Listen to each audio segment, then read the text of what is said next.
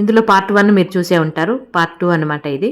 గుడిలో ఇంకా ఏం కొనుక్కొచ్చాను, అదేవిధంగా గుడివారు నాకు ఇంకా ఏం ఉచితంగా ఇచ్చారు అనేది ఈ పూట మన వీడియో. గుడిలో చాలా వరకు మన అభిమానులు ఉన్నారండి, మన వీడియోలు చూసేవాళ్ళు.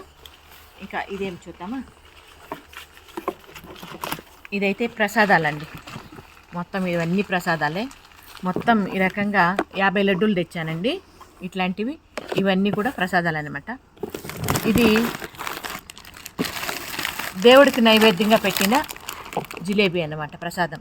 దేవుడికి నైవేద్యంగా పెట్టిన ప్రసాదం. ఇది కూడా అభిమానంగా ఈ రకంగా ఇచ్చారు. ఇంకా దాంతోపాటు